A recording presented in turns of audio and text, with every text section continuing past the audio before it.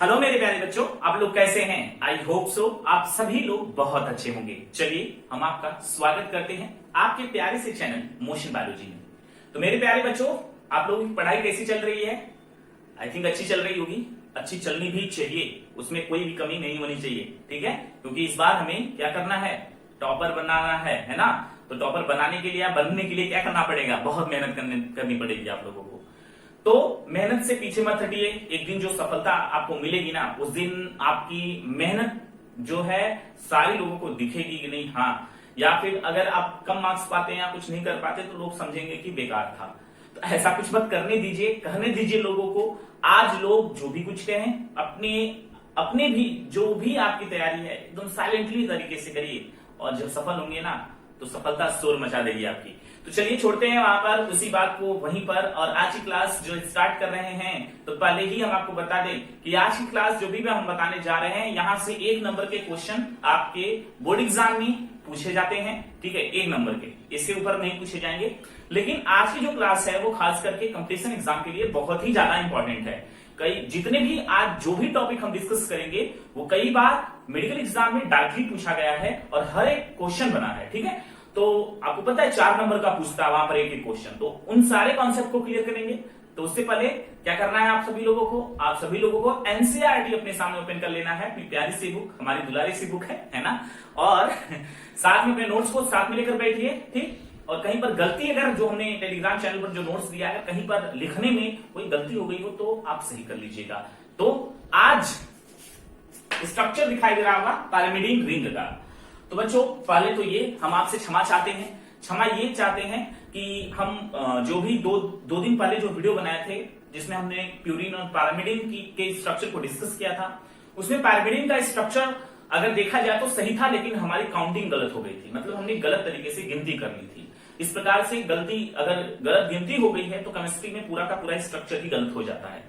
तो उसके लिए हम क्षमा चाहते हैं। आज उसी गलती को सुधारने वापस आ रहे हैं, यानी कि जो गलती हम किए थे उसको हम 2-3 मिनट में सुधार देते हैं। आपको कुछ करना नहीं है, बस उस पेज को पलट लीजिए, पायरिमिडीन रिंग को देखिए, तो आपको कुछ दिखाई देगा। यहाँ पर हमने इस नाइट्रोजन को पहला नंबर दिया था और इस नाइट्रोजन को दूसरा नंबर दिया था, मतलब तीसरा नंबर दिया था। तो पायरिमिडीन रिंग में आपको पता है 2 नाइट्रोजन होते हैं, एक पहले और तीसरे स्थान पर, और पहला कौन है, वही गलती हो चुकी थी। तो यहाँ पहला हमने बना दिया था, यहाँ हमने तीसरा बना दिया था। तो प्लीज आप लोग उसको करेक्ट कर लीजिए, वो हमारी गलती थी। यहाँ पर पहला है, काउंटिंग इधर से स्टार्ट होगी।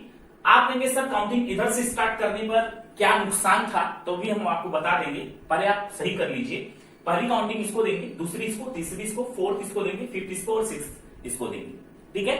आप काउंटिंग सही कर लीजिए, रिंग सही था, ठीक है? स्ट्रक्चर सही बना था, तो काउंटिंग आप सही करेंगे। चलिए अब हम आगे देखते हैं।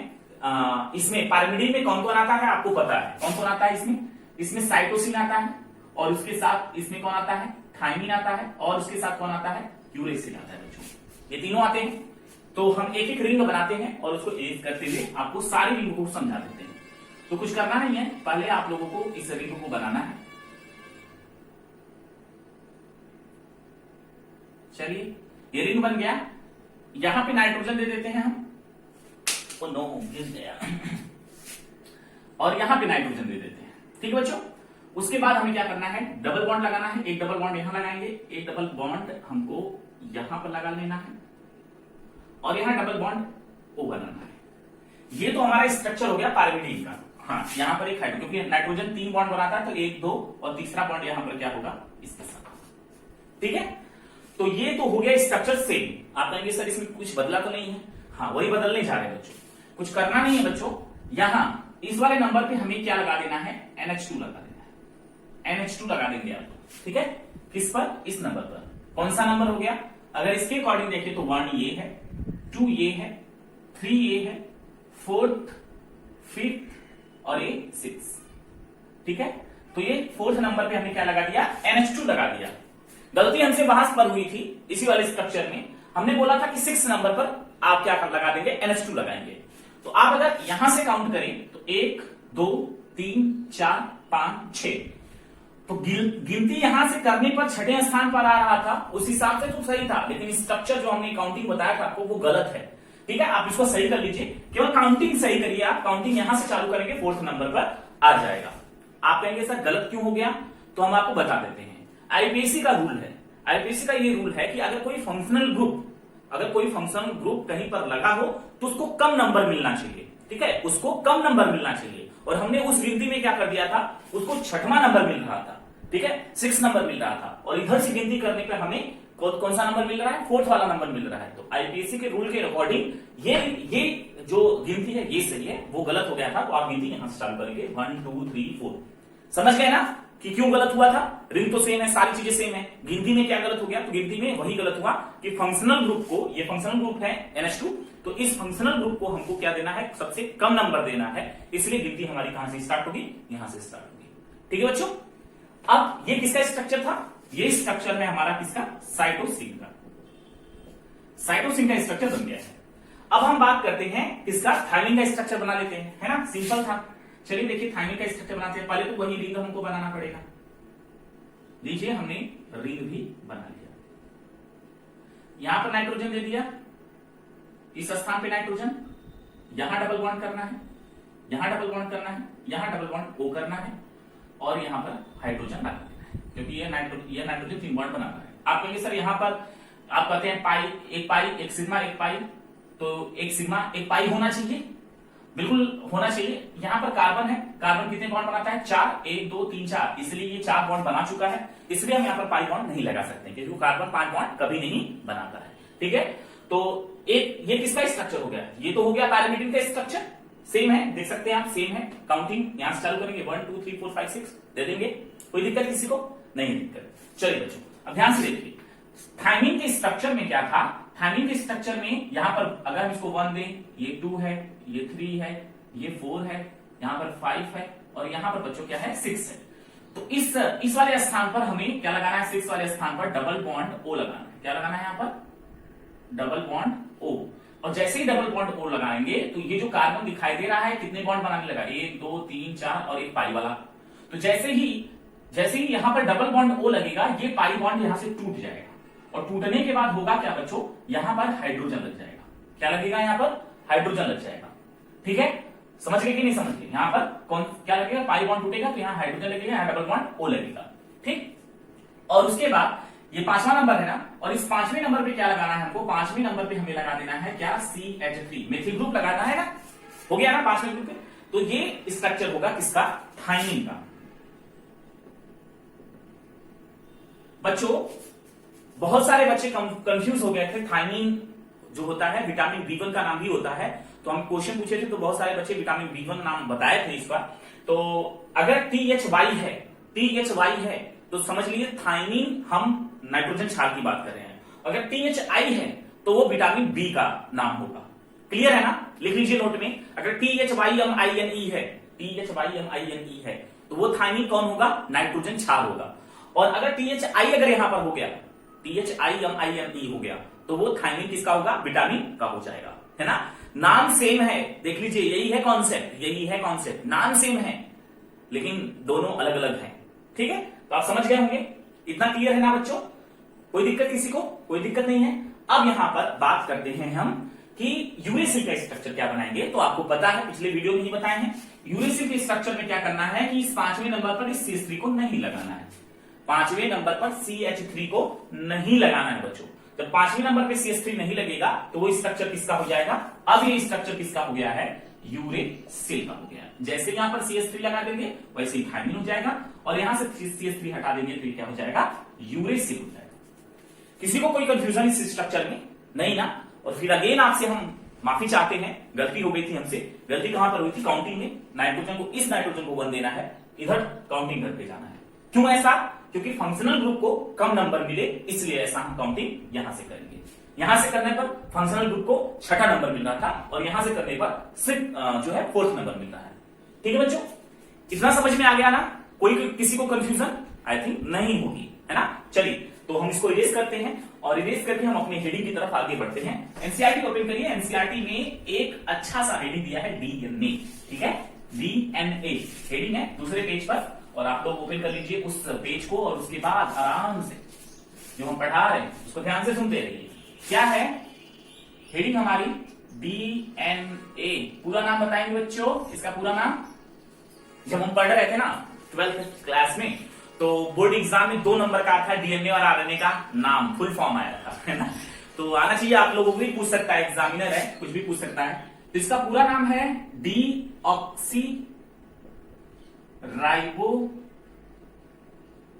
Nucleic acid. आप इतना लंबा इंग्लिश कैसे याद करेंगे, आप हिंदी में लिख सकते हैं इसको, हिंदी में लिख लीजिए deoxy ribo nucleic acid, Hindi में लिख लीजिए, उसको तो याद कर सकते हैं ना। तो ये हो गया हमारा डीएनए का फुल फॉर्म, हमारा मतलब पूरा नाम है, ठीक है। तो जो डीएनए होता है जिसका पूरा नाम क्या है, डीऑक्सी राइबो न्यूक्लिक एसिड, ये क्या होता है, एक लंबा क्या है, ये बहुलक होता है। एक लंबा क्या होता है, बहुलक होता है, ठीक, लिख देते हैं यहां पर, एक लंबा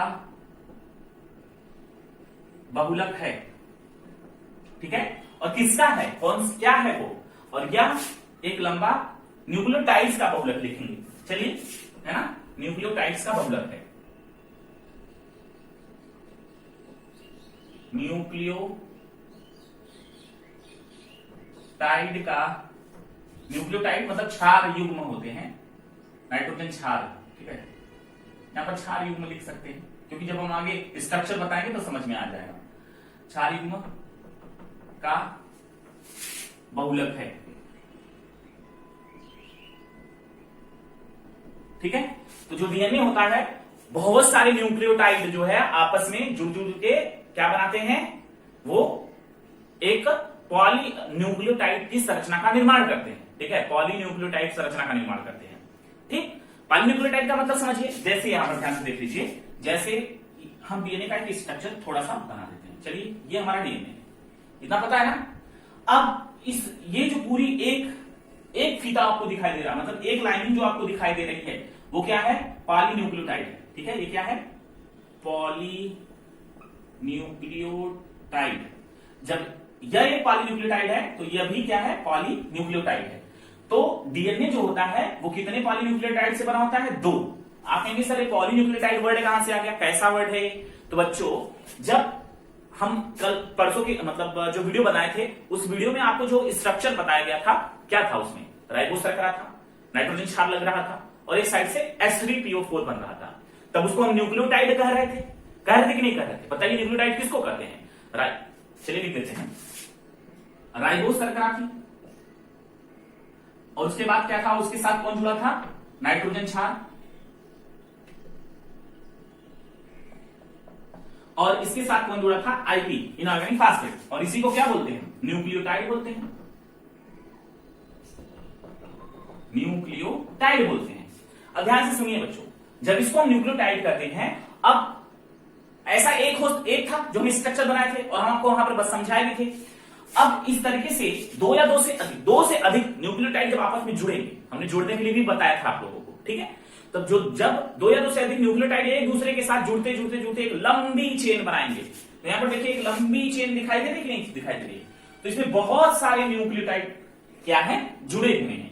जब बहुत सारे न्यूक्लियोटाइड जुड़ते हैं तो इसलिए हम इसके सामने पॉली वर्ड यूज करते हैं। पॉली मतलब होता है बहुत, ठीक है, पॉली मतलब क्या होता है, बहुत। तो बहुत न्यूक्लियोटाइड जब आपस में जुड़ेंगे तो किसका निर्माण करेंगे, एक पॉलीन्यूक्लियोटाइड का बनाएंगे, मतलब एक पॉलीन्यूक्लियोटाइड चेन का निर्माण करेंगे। और डीएनए में कितने पॉलीन्यूक्लियोटाइड की चेन होती है बच्चों, 2 होती है ना। तो एक क्वेश्चन हम आपको बता दिए, यहां पर कई बार पूछा भी गया है कि डीएनए में कितने पॉलीन्यूक्लियोटाइड की श्रृंखला होती है, चेन मतलब श्रृंखला, ठीक है। तो कितनी श्रृंखला होती है बताएंगे, एक क्वेश्चन आप नोट में नोट करते लिखेंगे, क्या, 2 पॉलीन्यूक्लियोटाइड की क्या होती है, श्रृंखला होती है, ठीक है बच्चों, ठीक। चलो, ये तो समझ गए ना आप लोग, इतना समझ गए। तो हम यहां पर इस वाले वर्ड को एक्सप्लेन करने के लिए ये सारी बातें बताने लगे। अभी आप इसको नहीं लिखेंगे तभी कोई बात नहीं, क्योंकि यह पूरी हेडिंग पढ़ा लेने दीजिए, तब इसको लिखिए, ठीक है। चलिए, ये तो आप समझ गए होंगे डीएनए क्या है अभी तक, चलिए अच्छी बात है। हाँ, एक चीज तो आपको पता चल गया कि डीएनए जो होता है वो क्या होता है, उसका पूरा नाम डीऑक्सीराइबोन्यूक्लिक एसिड है, और यह एक लंबा न्यूक्लियोटाइड का क्या है, बहुलक है। बहुलक मतलब होता है वही पॉलीमर है, एक बहुत सारे न्यूक्लियोटाइड जुड़ के एक चेन बनाए हैं, ठीक है। तो आपको इतना समझ में आ गया। चलिए, अलग अलग जीवों में जो न्यूक्लियोटाइड अलग अलग जीवों में, हाँ, जो अलग अलग जीव हैं उसमें डीएनए की लंबाई अलग अलग होती है। फिर से सुन लीजिए, हमने क्या बोला, अलग अलग जीवों में डीएनए की लंबाई अलग अलग होती है। कुछ उदाहरण दिए हैं आपके बुक में, बुक देखिए आप लोग, कुछ एग्जाम्पल दिया गया है और उस एग्जाम्पल को हम एक एक करके बता रहे हैं। एक जीवाणु भोजी है, जीवाणु भोजी, जिसको इंग्लिश में कहते हैं बैक्टीरियोफेग या फेज, ठीक है, बैक्टीरियोफेज या बैक्टीरियोफेग। उसका नाम क्या है, 5174, 5174, ठीक है, 174। और इसमें न्यूक्लियोटाइड की कुल संख्या बच्चों बता दें हम आपको, इसमें न्यूक्लियोटाइड की कुल संख्या होती है 5386, ठीक है, 5386 क्या होते हैं, न्यूक्लियोटाइड पाए जाते हैं। कितने, 5386, ठीक है बच्चों, इतना समझ में आ गया। ठीक, अब हम आगे की बात करते हैं। लैम्डा, लैम्डा जो है यह, इसमें जो क्षार युग्म की संख्या है वो कितनी है, 48,502, 48,502, ठीक है, 48,502 क्या पाया जाता है, क्षार युग्म पाया जाता है, क्षार युग्म, इंग्लिश में इसको बेस पेयर कहते हैं। क्षार युग्म मतलब न्यूक्लियोटाइड, ठीक है। अब इन्हें की क्षार युग्म क्या लिखते हैं सर जी, ये कौन सी बला है ना, तो कौन सी बला, बाला। अच्छा ये बताइए, बाला वाले सॉन्ग पर कितने लोगों ने डांस किया है, बताइए, हंस रहे हैं आप लोग, अंदर अंदर सारे लोगों ने किया है, चोरी चोरी। मैं तो बहुत किया हूं, मेरा तो मत पूछो, मैं तो बहुत सारा किया हूं। आप लोग भी किए होंगे, चलिए। और जितने लोगों ने किया है कमेंट बॉक्स में जरूर बताएंगे। चलिए, लैम्डा का पता चल गया आपको, कितने क्षार युग्म पाए जाते हैं, 48,502। अब उसी के बाद हम एक और नाम लिखते हैं जो आपके बुक में है, E coli. E coli, E coli के अंदर जो क्षार युग्म की संख्या होती है वो 4.6 गुणे 10 के घाते कितना है, 6।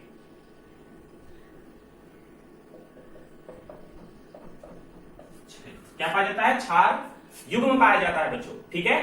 तो जीवाणु भोजी मतलब ये वायरस होते हैं, जीवाणु को खाने वाले वायरस कौन कौन, ये दोनों होते हैं, ठीक बच्चों, ये दोनों होते हैं। ये बैक्टीरिया है, ये क्या है, ई कोलाई जीवाणु है, ठीक है, ये बैक्टीरिया है, और ये दोनों क्या है, ये वायरस है, ये वायरस है, ठीक है। और आप कहेंगे सर यहाँ जीवाणु भोजी लिखा है, तो जीवाणु मतलब जीवाणु हो गया और भोजी मतलब हो गया खाने वाला, भोजन करने वाला।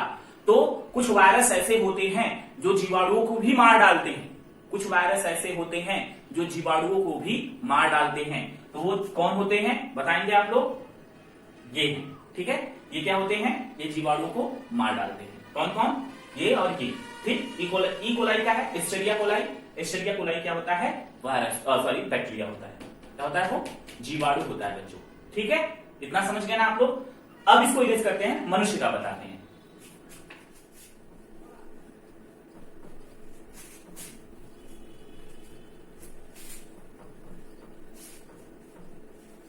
अब इसी के साथ मनुष्य के जो क्षार युग्म पाए जाते हैं वो कितने होते हैं, तो आपके एनसीईआरटी में देखिए बुक में क्या लिखा है बच्चों, मनुष्य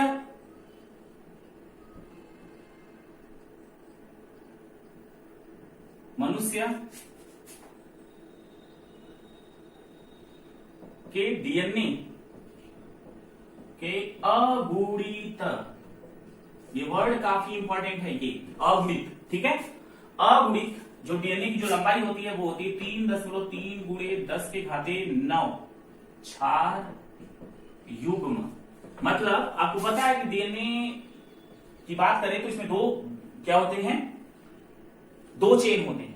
तो एक चेन की बात कर रहा है, अगुणित मतलब 23 गुणसूत्रों की संख्या की बात कर रहा है, अगुणित मतलब 23 गुणसूत्र की, वो तो 46 है, तो अगर 46 होंगे तो क्या होगा, 6.6 हो जाएगा यहाँ पर 6.6। अगर पूरे गुणसूत्र की बात करेंगे टोटल, ठीक है, अगर हम द्विगुणित कोशिका की बात करेंगे तो वहां पर 6.6 हो जाएगा। यहां पर अगुणित कोशिका की बात की जा रही है, ठीक है। तो अभी याद रखिए ये, क्योंकि ये पूछा गया है और आप कंफ्यूज ना हो, इसलिए कभी कभी एग्जामिनर क्या करता है, वहां द्विगुणित लिख देगा, ऑप्शन में ये सारे दे देगा, आप कहेंगे सर तो बुक में तो ये लिखा था, तो दिमाग लगाइएगा, अगर द्विगुणित होगा मतलब 2n, यहाँ पर n की बात कर रहा है, अगर यहाँ 2n हो जाएगा तो ऐसी स्थिति में 6.6 हो जाएगा यहाँ पर, आगे बुक में दिया है, चिंता मत करिए, बता देंगे आपको। इतना समझ में आ गया ना, है ना। चलिए मैं एक अमेजिंग फैक्ट बता दें अगर आपको, तो जो मनुष्य का जो सेल होता है, हमारा जो सेल है, हम सभी लोगों का जो सेल होता है, हम उसको अपनी नेकेड आई से नहीं देख सकते, मतलब अपनी हम नंगी आंखों से सेल को नहीं देख सकते बच्चों, ठीक है। सेल को अपनी नंगी आंखों से हम नहीं देख सकते हैं।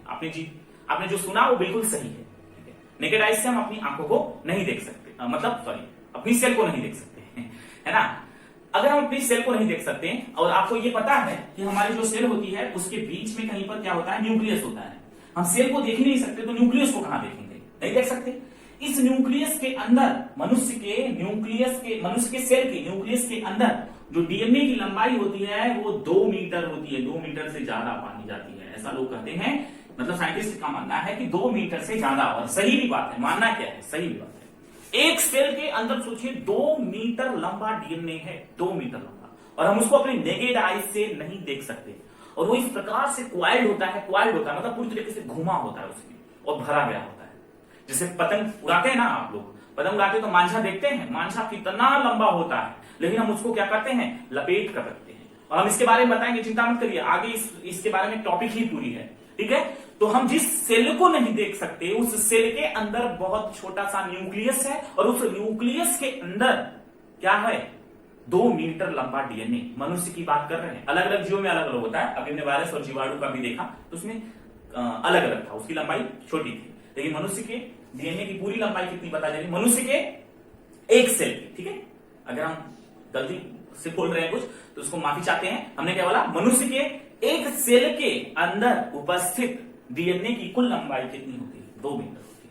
और ऐसा लोग कहते भी हैं, मतलब साइंटिस्ट कहते हैं, ठीक है। लोग क्या कहेंगे, साइंटिस्ट ये कहते हैं कि अगर मनुष्य के सारी सेल का, जितनी भी सेल है हमारी, हम सारे सेल का डीएनए को जोड़ दें तो हम पृथ्वी से सूर्य तक लगभग 100 बार चक्कर लगा सकते हैं।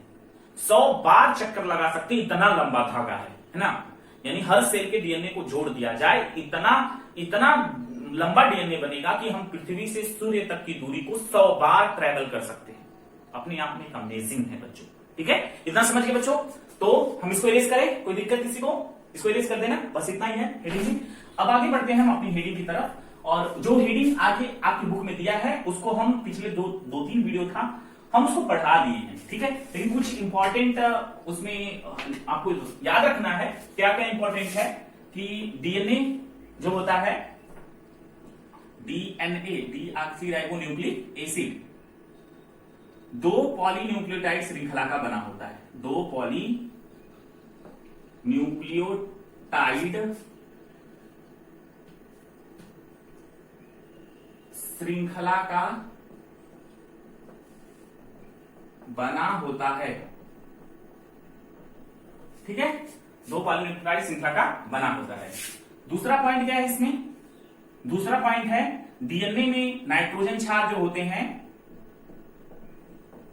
नाइट्रोजन जो क्षार होते हैं वो क्या होते हैं, एडेनिन, थाइमिन, ग्वानिन और साइटोसिन, ठीक है। एटीजीसी होता है, ठीक। डीएनए में यूरेसिल नहीं होता, ठीक है। डीएनए में यूरेसिल नहीं होता, और जबकि आरएनए में होता है, ठीक है।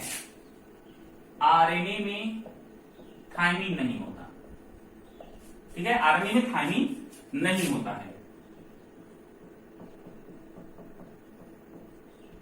होती है लिख रहे हैं, गलत होता है, ठीक है। और आरएनए में 2 पॉलीन्यूक्लियोटाइड नहीं होता, आरएनए में यहां पर लिख लेंगे आप लोग, 1 पॉलीन्यूक्लियोटाइड होता है। 1 पॉलीन्यूक्लियोटाइड की श्रृंखला होती है, किसमें, आरएनए, किसमें, आरएनए, ठीक है।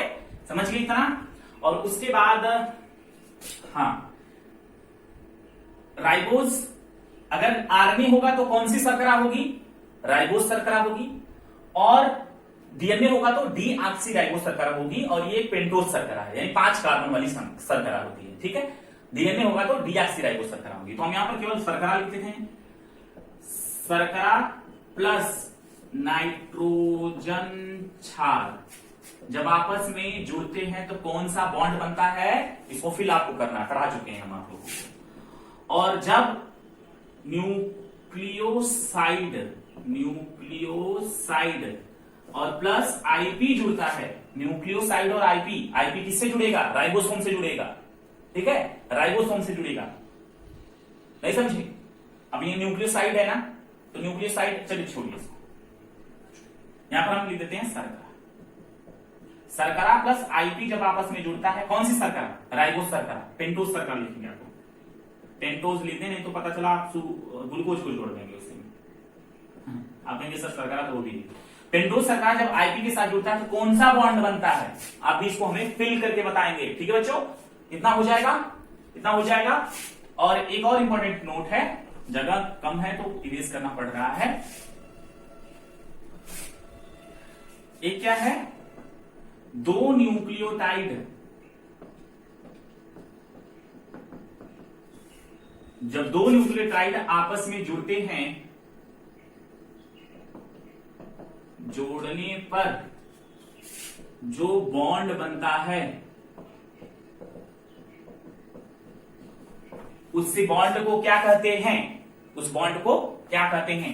आप यहां पर लिखेंगे, पढ़ा चुके हैं। ठीक है, और इसी बता देते हैं, जब दो न्यूक्लियोटाइड आपस में जुड़ते हैं तो एक का 3 होता है, दूसरे का 5 होता है।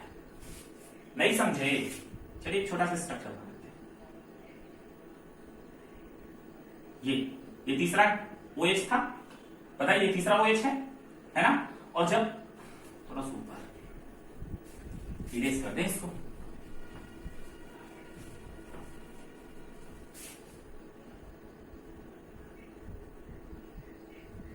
मान लेते हैं यहां पर कौन जुड़ा है, यहां पर कोई भी नाइट्रोजन क्षार एडमिन जोड़ देते हैं।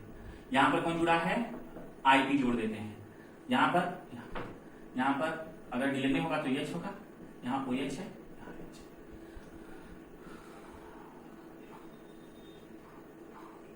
ठीक। यहां से कुछ किसको जोड़ देते हैं? मान लेते हैं साइटोसिन जोड़ दिया हमने, और यहां से CH2OH होता है, CH2OH होता है। तो यहां पे जब हम आईपी जोड़ते हैं तो एक आईपी का बॉन्ड इससे बनता है और एक इससे बनता है, बनता है कि नहीं? तभी तो फास्फोड डाइएस्टर बॉन्ड बनता है। तो इस आईपी के साथ इसके साथ भी बॉन्ड बना, इसके साथ भी बॉन्ड बना है नहीं? चलिए H3PO4 है ना, तो एक बॉन्ड ये बनाता है, एक बॉन्ड ये बनाता है ना, दोनों जगह से वाटर निकलते हैं। इतना क्लियर है ना? तो इतना तो समझ गए आप लोग, आईपी है ये। और जब एक बॉन्ड यहां पर बना इसके इस वाले रिंग के साथ, एक बार इसके साथ, तो कौन किस कार्बन से जुड़कर बॉन्ड बन रहा है? तो बच्चों यहां पर काउंट करेंगे 1 2 3 4 5। यहां पर क्या है? 1 2 3 ये है, 4 ये है और 5 यहां पर होगा।